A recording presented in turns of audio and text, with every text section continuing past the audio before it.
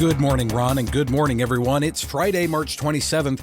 Here's what's happening. Vatican Secretary of State Cardinal Pietro Parolin said the war between Iran and the U.S. and Israel is not just.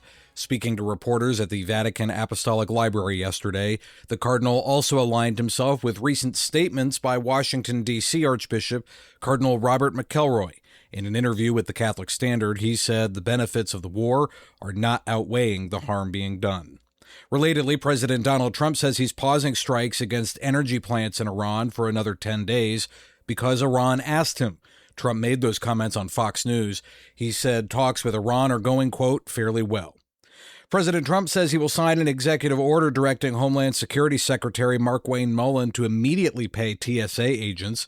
He announced the order on Truth Social. Long wait times at TSA checkpoints at airports across the country are still impacting travelers as Congress has failed to pass a spending bill that would end the partial government shutdown and fund Homeland Security. Deposed Venezuelan President Nicolas Maduro will remain locked up, and the case against him will not be dismissed. Maduro and his lawyers were in a New York federal court yesterday asking the judge to drop the case because he can't pay for his own defense as a result of the U.S. denying him access to Venezuelan government funds. The lawyer said that's a violation of his client's constitutional right to legal representation. The judge refused to dismiss the drug trafficking charges, but did say he'll rule later with regards to Maduro's money for his defense. Maduro, who was captured along with his wife, Celia Flores, is pleading not guilty to a number of charges related to narco-terrorism.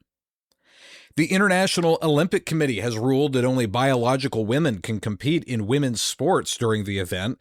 The new policy will take effect at the 2028 Games in Los Angeles and will not be retroactive.